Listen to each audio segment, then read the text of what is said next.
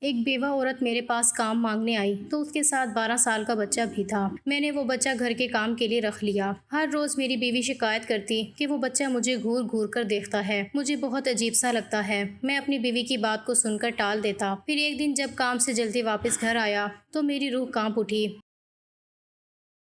صبح کا وقت تھا اور گھر میں ناشتے کی خوشبو پھیلی ہوئی تھی۔ زویا کچن میں میرے لیے پراٹھے بنا رہی تھی اور میں آئینے کے سامنے کھڑا اپنی ٹائی درست کر رہا تھا۔ جب سے میں نے اپنا دفتر اپنے پارٹنر سے علیحدہ کیا تھا، میری ذمہ داریاں بہت بڑھ گئی تھیں۔ اب مجھے صبح سویرے ہی نکلنا پڑتا تھا تاکہ کام کے انبار وقت پر ختم کر سکوں۔ میں نے جلدی جلدی ناشتہ ختم کیا اور زویا کو خدا حافظ کہہ کر گھر سے نکل گیا۔ گاڑی چلاتے ہوئے میرے ذہن میں دن بھر کے کاموں کا نقشہ گھوم رہا تھا۔ مجھے اندازہ نہیں تھا کہ آج کا دن میری زندگی میں ایک نیا رخ لے کر آئے گا۔ دفتر پہنچتے ہی کام کا بوجھ سر پر آ گیا تھا۔ فائلیں اور میٹنگز کا ایک لامتناہی سلسلہ شروع ہو گیا جو ختم ہونے کا نام ہی نہیں لے رہا تھا۔ دوپہر کے وقت میں اپنی میز پر بیٹھا کچھ ضروری کاغذات دیکھ رہا تھا کہ میری اسسٹنٹ نے دروازہ کھٹکھٹایا اور اندر داخل ہو گئی۔ اس نے بتایا کہ سر باہر ایک عورت آئی ہے جو آپ سے ملنے کی ضد کر رہی ہے۔ میں نے تھوڑی حیرانی سے پوچھا کہ کیا اس نے اپنا نام بتایا ہے؟ اسسٹنٹ نے کہا کہ نہیں سر، وہ کہہ رہی ہیں کہ اسے کام کی سخت ضرورت ہے اور وہ آپ سے ملے بغیر نہیں جائے گی۔ میں نے گھڑی کی طرف دیکھا اور تھوڑی دیر سوچنے کے بعد اسے اندر بلانے کا اشارہ کر دیا۔ جب وہ عورت کمرے میں داخل ہوئی تو میں اسے دیکھ کر ٹھٹک گیا تھا۔ وہ برقع پہنے ہوئے تھی مگر اس کا حلیہ بتا رہا تھا کہ وہ کسی بہت ہی پسماندہ طبقے سے تعلق رکھتی ہے۔ وہ شکل سے پڑھی لکھی تو بالکل نہیں لگ رہی تھی مگر اس کی آنکھوں میں ایک ایسی بے بسی تھی جو انسان کو اندر سے ہلا دیتی ہے۔ اس کے ساتھ ایک چھوٹا سا بچہ بھی تھا جس کی عمر غالباً 12 یا 13 سال ہوگی۔ وہ بچہ بہت ہی دبلا پتلا تھا اور اس نے پرانے مگر صاف ستھرے کپڑے پہن رکھے تھے۔ وہ عورت میرے سامنے آ کر کھڑی ہو گئی تھی۔ اس کے ہاتھ کانپ رہے تھے۔ میں نے اسے بیٹھنے کا کہا تو وہ کرسی کے کونے پر سمٹ کر بیٹھ گئی تھی۔ میں نے بہت نرمی سے پوچھا کہ جی بتائیے، میں آپ کی کیا مدد کر سکتا ہوں؟ تو اس عورت نے ایک لمبی سانس لی اور بھرائی ہوئی آواز میں کہنے لگی کہ صاحب جی، میں ایک بیوہ عورت ہوں۔ میرے شوہر کو فوت ہوئے کئی سال گزر چکے ہیں اور اب میرا اس دنیا میں اس بچے کے علاوہ کوئی سہارا نہیں ہے۔ میں بہت غریب ہوں اور فاقوں تک نوبت آ گئی ہے۔ میں یہاں آپ کے دفتر میں صفائی ستھرائی کا کام مانگنے آئی ہوں۔ اگر آپ مجھے کوئی چھوٹا موٹا کام دے دیں تو میں آپ کی بہت شکر گزار ہوں گی۔ میں نے اسے غور سے دیکھا تو مجھے محسوس ہوا کہ وہ واقعی بہت مجبور ہے مگر میرے دفتر میں فی الحال کسی صفائی والے کی جگہ خالی نہیں تھی۔ میں نے تھوڑی دیر سوچا اور پھر مجھے زویا کا خیال آیا۔ وہ گھر میں سارا دن اکیلی ہوتی تھی اور اسے اکثر گھر کے کاموں میں مدد کے لیے کسی کی ضرورت رہتی تھی۔ میں نے اس عورت سے کہا کہ دیکھو، میرے دفتر میں تو ابھی کوئی جگہ نہیں ہے لیکن مجھے اپنے گھر کے لیے ایک چھوٹے لڑکے کی ضرورت ہے جو میری بیوی کا ہاتھ بٹا سکے۔ اگر تم چاہو تو اپنے اس بچے کو میرے گھر بھیج سکتی ہو۔ یہ وہاں صفائی کر دیا کرے گا اور چھوٹے موٹے سودا سلف لانے میں مدد کر دے گا۔ اس طرح تمہارا گزارا بھی چل جائے گا اور تمہارا بچہ بھی محفوظ رہے گا۔ وہ عورت یہ سن کر نہال ہو گئی تھی۔ اس کے چہرے پر ایک دم سے رونق آ گئی تھی اور اس نے مجھے دعائیں دینا شروع کر دی تھیں۔ پھر وہ کہنے لگی کہ صاحب جی، یہ تو بڑی اچھی بات ہے، میرا بچہ بھی کمائے گا تو ہمارا گزارا چل جائے گا۔ آپ کا بہت احسان ہے۔ لیکن پھر میں نے سوچا کہ اس عورت کو بھی رکھ ہی لیتا ہوں، بیچاری خود کہاں کام ڈھونڈتی پھرے گی۔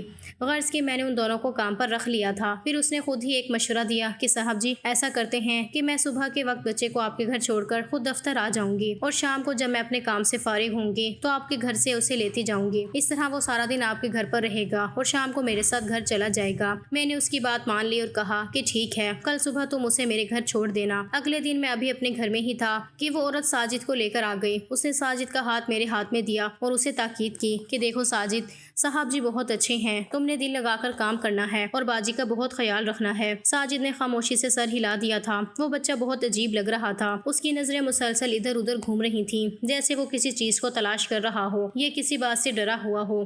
زویا صحن میں پودوں کو پانی دے رہی تھی۔ میں نے اسے پکارا اور ساجد کا تعارف کروایا کہ زویا دیکھو، یہ ساجد ہے، آج سے یہ تمہارے ساتھ گھر کے کاموں میں مدد کرے گا۔ زویا اسے دیکھ کر بہت خوش ہو گئی تھی کیونکہ اسے بھی کسی ساتھی کی ضرورت تھی۔ اس نے ساجد سے بڑے پیار سے پوچھا کہ بیٹے، تمہارا نام کیا ہے؟ جب ساجد نے پہلی بار نظر اٹھا کر زویا کو دیکھا تو اس کی نظروں میں ایک ایسا تاثر تھا جو میں بیان نہیں کر سکتا تھا۔ وہ زویا کو اس طرح دیکھ رہا تھا جیسے وہ اسے پہلے سے جانتا ہو یا اسے دیکھ کر اسے کچھ یاد آ گیا ہو۔ زویا نے مسکرا کر اسے کچن کی طرف جانے کو کہا تاکہ وہ اسے کام سمجھا سکے۔ ساجد نے کام شروع کیا تو وہ واقعی بہت چست تھا۔ اس نے چند ہی منٹوں میں صحن صاف کر دیا تھا اور پھر برتن دھونے میں زویا کی مدد کرنے لگا تھا۔ میں تھوڑی دیر گھر رک کر دفتر چلا گیا تھا، مگر میرے ذہن میں بار بار ساجد کا وہ چہرہ آ رہا تھا جب اس نے زویا کو دیکھا تھا۔ شام کو جب میں گھر واپس آیا تو زویا نے مجھے چائے دیتے ہوئے کہا کہ ارشد، یہ لڑکا بہت عجیب ہے۔ میں نے پوچھا کہ کیوں، کیا ہوا؟ اس نے کوئی غلطی کی ہے؟ تو زویا نے کہا کہ نہیں، کام تو اس نے بہت اچھا کیا ہے، مگر جب بھی میں اس کے پاس سے گزرتی ہوں یا اسے کوئی کام کہتی ہوں وہ بس مجھے گھورنے لگتا ہے۔ اس کی آنکھیں اتنی سنجیدہ ہیں کہ مجھے تھوڑی گھبراہٹ ہونے لگتی ہے۔ میں نے ہنس کر زویا کی بات ٹال دی اور کہا کہ زویا، وہ بھی بچہ ہے، شاید اسے تم بہت اچھی لگی ہو، اس لیے وہ تمہیں دیکھتا رہتا ہے۔ ابھی اسے ایک ہی دن تو ہوا ہے، آہستہ آہستہ وہ مانوس ہو جائے گا، تم پریشان نہ ہو۔ شام کو جب اس کی ماں اسے لینے آئی تو ساجد خاموشی سے اس کے ساتھ چلا گیا تھا، مگر جاتے جاتے اس نے ایک بار پھر مڑ کر زویا کو دیکھا تو اس کی اس نظر میں ایک ایسی تڑپ تھی جو اس وقت ہماری سمجھ سے باہر تھی۔ گھر میں دوبارہ خاموشی چھا گئی تھی، مگر زویا کے دل میں وہ پہلا شک پیدا ہو چکا تھا جو آنے والے دنوں میں بڑھنے والا تھا۔ ہم نہیں جانتے تھے کہ یہ معصوم بچہ ہمارے لیے کیا ثابت ہونے والا ہے۔ وقت بڑی تیزی کے ساتھ گزرتا جا رہا تھا اور آج اتوار کا دن تھا اور گھر میں معمول سے زیادہ سکون محسوس ہو رہا تھا کیونکہ آج مجھے دفتر نہیں جانا تھا۔ میں نے سوچا تھا کہ آج کا دن زویا کے ساتھ گزاروں گا اور گھر کے ادھورے کام مکمل کروں گا۔ میں صحن میں کرسی ڈال کر اخبار پڑھ رہا تھا اور زویا وہیں پاس بیٹھی سبزیاں کاٹ رہی تھی۔ ساجد بھی صبح سویرے ہی آ گیا تھا اور وہ خاموشی سے گاڑی صاف کرنے میں مصروف تھا۔ میں نے اخبار پڑھتے ہوئے کئی بار نظر اٹھا کر اسے دیکھا۔ وہ بار بار مڑ کر زویا کی طرف دیکھتا اور پھر جیسے ہی اسے محسوس ہوتا کہ میں اسے دیکھ رہا ہوں وہ فوراً اپنے کام میں لگ جاتا تھا۔ مجھے پہلی بار زویا کی بات میں تھوڑی سچائی محسوس ہوئی تھی کہ ساجد کا انداز واقعی عام بچوں جیسا نہیں تھا۔ اس کی نظروں میں ایک عجیب سی تڑپ تھی۔ تھوڑی دیر بعد زویا کچن میں چلی گئی تھی تاکہ دوپہر کے کھانے کی تیاری کر سکے۔ میں نے دیکھا کہ ساجد نے گاڑی صاف کرنا چھوڑ دی تھی اور وہ آہستہ آہستہ کچن کی کھڑکی کے پاس جا کر کھڑا ہو گیا تھا۔ وہ وہاں سے زویا کو کام کرتے ہوئے دیکھ رہا تھا۔ اس کے چہرے پر ایسے تاثرات تھے جیسے کوئی بہت بڑی خواہش پوری ہو رہی ہو۔ وہ بار بار کھڑکی کے پاس جا کر رک جاتا اور پھر ہمت ٹوٹنے پر واپس آ جاتا۔ یہ عمل اس نے 2-3 بار دہرایا تھا اور میں خاموشی سے یہ سب دیکھ رہا تھا۔ میرے دل میں آیا کہ اسے بلا کر پوچھوں کہ آخر وہ کیا کہنا چاہتا ہے، مگر پھر میں نے سوچا کہ شاید وہ ابھی تک ہم سے مانوس نہیں ہوا ہے، اس لیے گھبرا رہا ہے۔ کچھ دیر بعد ساجد کچن کے اندر چلا گیا تھا۔ مجھے وہاں سے برتنوں کے ٹکرانے کی آواز آ رہی تھی اور پھر زویا کی آواز آئی کہ ساجد، تم یہاں کیا کر رہے ہو؟ جاؤ باہر جا کر پودوں کو پانی دو۔ اسی وقت میں نے دیکھا کہ ساجد کچن سے باہر نکلا تو اس کا چہرہ اترا ہوا تھا۔ وہ سیدھا صحن کے کونے میں جا کر بیٹھ گیا تھا جہاں گھنی بیلیں لگی ہوئی تھیں۔ میں نے اخبار وہیں رکھا اور دبے قدموں اس کی طرف بڑھ گیا۔ میں دیکھنا چاہتا تھا کہ وہ وہاں اکیلے بیٹھ کر کیا کر رہا ہے۔ جب میں اس کے قریب پہنچا تو میرے قدم وہیں تھم گئے تھے۔ ساجد نے اپنے دونوں گھٹنوں میں سر دے رکھا تھا اور اس کے کندھے بری طرح ہل رہے تھے۔ وہ بہت دھیمی آواز میں سسکیاں لے کر رو رہا تھا۔ اس کے رونے میں ایک ایسی بے بسی تھی کہ میرا دل پسیج گیا تھا۔ میں نے چاہا کہ اس کے سر پر ہاتھ رکھوں، مگر پھر مجھے زویا کی وہ شکایات یاد آ گئیں اور میں نے خود کو روک لیا۔ میں واپس اپنی کرسی پر آ کر بیٹھ گیا تھا، مگر اب میرا ذہن بھی الجھ چکا تھا کہ آخر یہ 12 سال کا بچہ اتنا کیوں رو رہا ہے اور وہ زویا کے قریب جانے کی اتنی کوشش کیوں کرتا ہے۔ دوپہر کی کھانے کی میز پر زویا بہت سنجیدہ تھی۔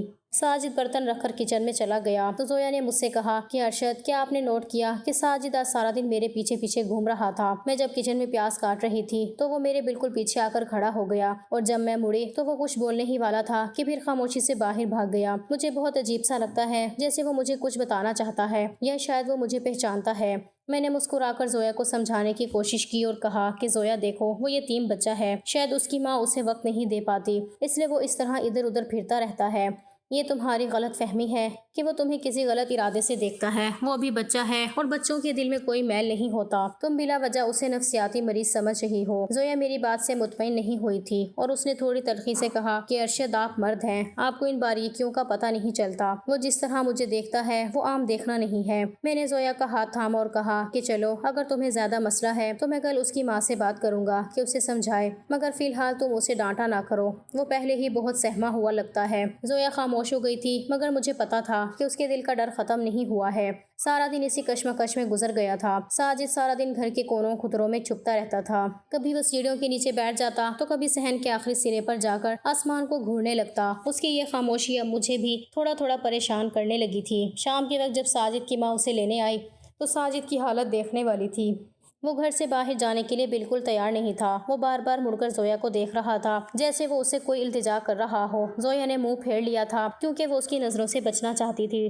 ساجد جب اپنی ماں کے ساتھ جا رہا تھا تو میں نے محسوس کیا کہ اس کے قدموں میں کوئی جان نہیں تھی۔ وہ گھسیٹ گھسیٹ کر چل رہا تھا۔ اس کی ماں نے اس کا ہاتھ زور سے پکڑا ہوا تھا اور وہ اسے تیزی سے لے کر باہر نکل گئی تھی۔ گھر میں ایک بار پھر وہی خاموشی چھا گئی تھی، مگر اس بار اس خاموشی میں ایک بوجھ تھا۔ رات کو سونے سے پہلے میں نے کھڑکی سے باہر دیکھا تو دور لگی لائٹ کی مدھم روشنی صحن میں پھیل رہی تھی۔ مجھے ایسا لگا جیسے ساجد ابھی بھی وہیں کہیں چھپا ہوا ہمیں دیکھ رہا ہے۔ اگلے 2-3 دن اسی طرح گزر گئے تھے۔ زویا نے اب ساجد سے بالکل بات کرنا چھوڑ دی تھی۔ وہ اسے کوئی کام کہتی تو دور سے ہی کہہ دیتی اور خود دوسرے کمرے میں چلی جاتی۔ ساجد اس بات پر بہت زیادہ اداس رہنے لگا تھا۔ میں نے ایک بار اسے دیکھا کہ وہ کچن کے دروازے کے باہر فرش پر بیٹھا ہوا تھا۔ وہ زویا کے جوتے دیکھ رہا تھا۔ اس نے بڑے پیار سے ان جوتوں پر ہاتھ پھیرا اور پھر اپنے سینے سے لگا لیا۔ یہ دیکھ کر میرے رونگٹے کھڑے ہو گئے تھے کہ ایک بچہ اس طرح کی حرکتیں کیوں کر رہا ہے۔ وقت گزرنے کے ساتھ ساتھ گھر کی فضا میں ایک عجیب سا بھاری پن آ گیا تھا۔ زویا جو پہلے ساجد کو ایک یتیم بچہ سمجھ کر اس پر ترس کھاتی تھی، اب اس کے دل میں ہمدردی کی جگہ خوف نے لے لی تھی۔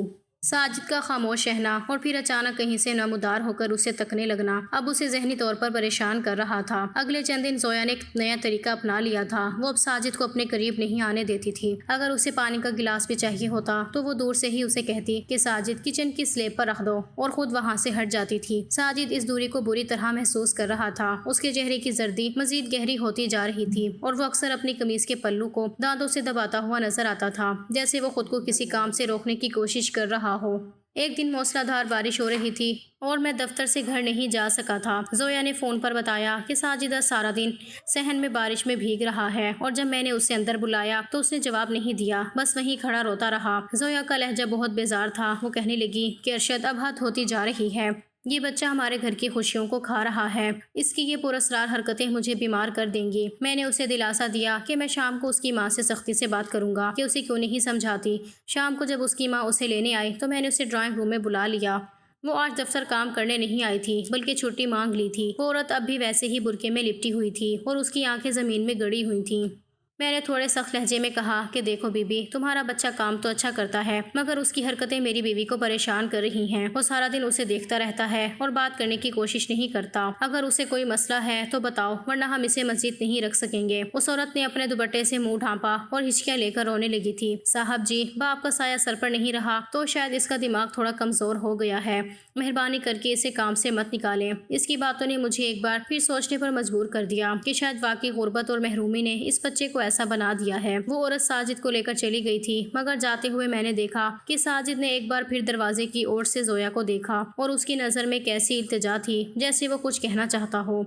اگلے 2 دن گھر میں ایک عجیب سی کشمکش رہی تھی۔ زویا نے ساجد کو کچن میں آنے سے مکمل طور پر منع کر دیا تھا اور وہ اب سارا دن برآمدے کے کونے میں بیٹھا زویا کی آواز کا انتظار کرتا رہتا تھا کہ کب وہ کوئی کام کہے اور وہ دوڑ کر کر دے۔ اسے کھانا بھی وہیں دیا جاتا تھا۔ میں نے ایک بار نوٹ کیا کہ ساجد نے اپنا کھانا نہیں کھایا تھا بلکہ وہ روٹی کے ٹکڑوں کو چھوٹے چھوٹے حصوں میں تقسیم کر کے چوٹیوں کو ڈال رہا تھا اور خود خالی نظروں سے دیوار کو گھور رہا تھا۔ زویا نے مجھ سے کہا کہ ارشد، میں جب بھی اسے دیکھتی ہوں مجھے ایسا لگتا ہے جیسے یہ بچہ کوئی بہت بڑی سازش کر رہا ہے۔ آج میں نے اسے الماری کے پاس کھڑے دیکھا تھا، پتہ نہیں یہ کیا ڈھونڈ رہا تھا۔ میں نے زویا کو غصے سے کہا کہ وہ بچہ ہے زویا، کوئی چور یا ڈکیت نہیں، تم اتنا زیادہ کیوں سوچ رہی ہو؟ مگر زویا کا وہم اب ایک جنون کی شکل اختیار کر چکا تھا۔ وقت اسی طرح گزر رہا تھا اور ہم ابھی تک کسی کشمکش میں تھے جسے ہم ابھی تک سلجھا نہیں پائے تھے۔ وہ اب کام بھی ڈھنگ سے نہیں کر پا رہا تھا۔ کبھی اس کے ہاتھ سے برتن چھوٹ جاتا تو کبھی وہ پوچھا مارتے مارتے اچانک ساکت ہو کر ایک ہی جگہ کھڑا رہتا تھا۔ زویا نے اس سے بات کرنا بالکل بند کر دی تھی۔ وہ اسے دیکھتے ہی دوسرے کمرے میں چلی جاتی تھی۔ اسے لگتا تھا کہ ساجد کی یہ خاموشی کوئی عام نہیں ہے۔ ایک دوپہر میں دفتر میں بیٹھا فائلیں دیکھ رہا تھا کہ زویا کا فون آیا۔ اس کی آواز کانپ رہی تھی۔ وہ سسکیاں لیتے ہوئے بولی کہ ارشد پلیز آج جلدی آ جائیں۔ ساجد ابھی میرے کمرے کے باہر کھڑا چھپ چھپ کر اندر جھانک رہا تھا اور جب میں نے اسے ڈانٹا تو وہ وہیں بیٹھ کر اپنے بال نوچنے لگا۔ مجھے اس سے ڈر لگ رہا ہے۔ ایسا لگتا ہے جیسے وہ پاگل ہو جائے گا یا مجھے نقصان پہنچائے گا۔ میں نے زویا کو حوصلہ دیا اور فوراً اپنی میز سے اٹھ کھڑا ہوا۔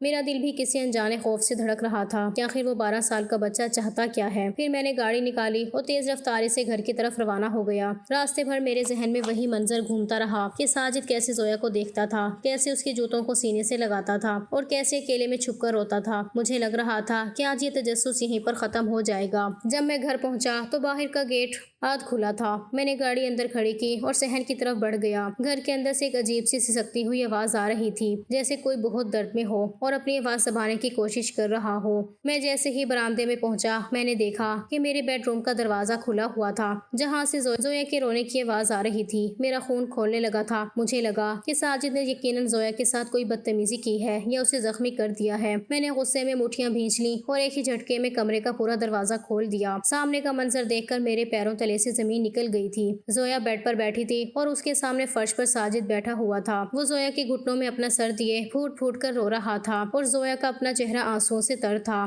وہ بہت پیار بھرے انداز میں ساجد کے سر پر ہاتھ پھیر رہی تھی اور بار بار کہہ رہی تھی کہ ہائے اللہ، اس معصوم کے ساتھ اتنا بڑا ظلم کیسے ہو گیا۔ میرا غصہ ایک دم سے جنون میں بدل گیا تھا۔ مجھے کچھ سمجھ نہیں آ رہا تھا کہ یہ کیا ہو رہا ہے۔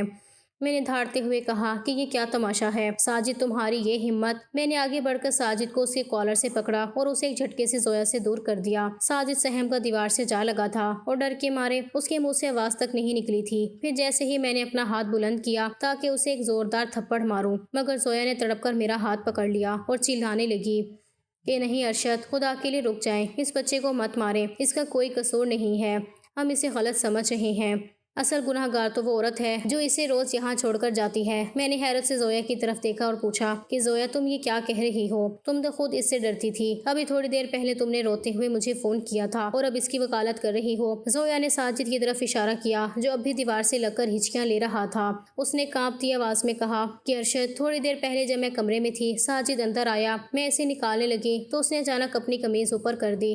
اس کا پورا جسم، اس کی کمر، اس کے بازو نیلے پڑے ہوئے تھے، اسے جگہ جگہ پر نیل پڑے ہوئے تھے۔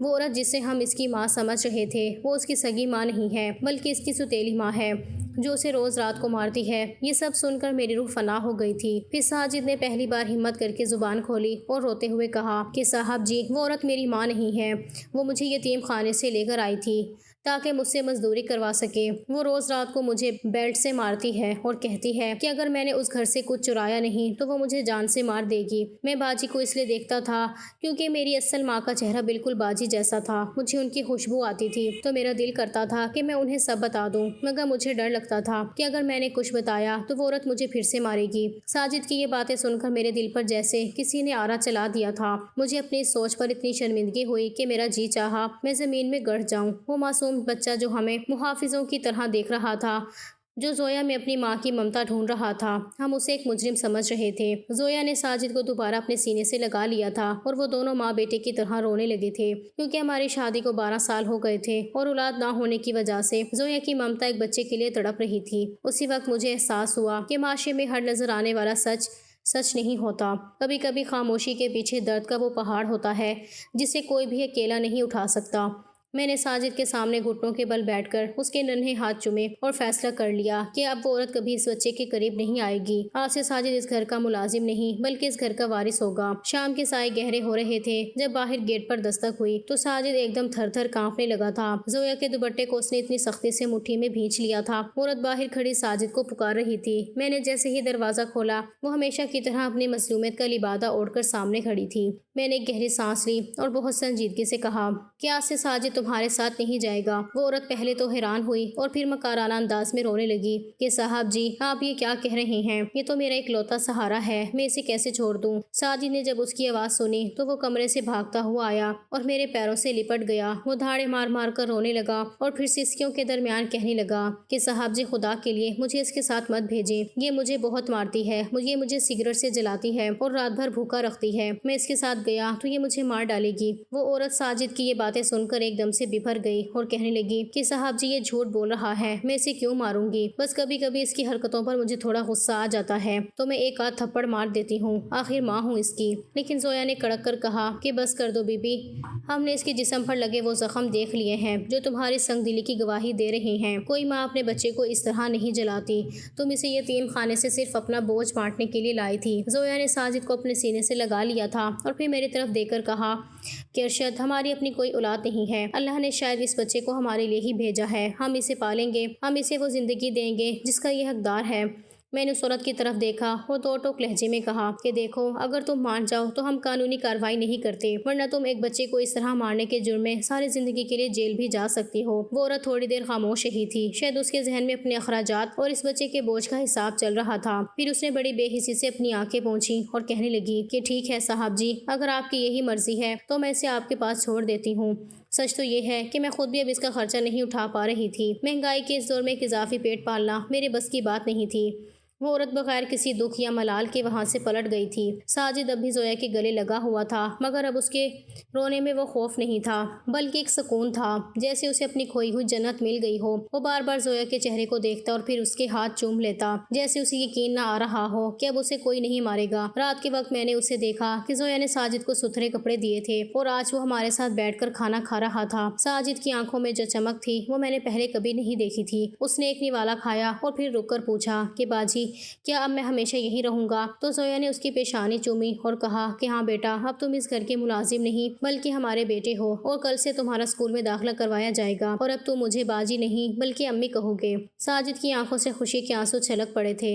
اس رات جب میں نے اسے سوتے ہوئے دیکھا تو مجھے محسوس ہوا کہ اللہ کے کام کتنے نرالے ہیں۔ اس نے ایک یتیم کو ماں کا آنچل دے دیا تھا اور ہم جیسے بے اولاد جوڑے کو گھر کی رونق بخش دی تھی۔ اب مجھے پتہ چل گیا تھا کہ کبھی کبھی کسی کی خاموشی ایک بہت بڑی چیخ ہوتی ہے، جسے سننے کے لیے کانوں کی نہیں بلکہ دل کی ضرورت ہوتی ہے۔ ساجد کی وہ خاموش نظریں دراصل ایک فریاد تھی جو اللہ نے سن لی تھی۔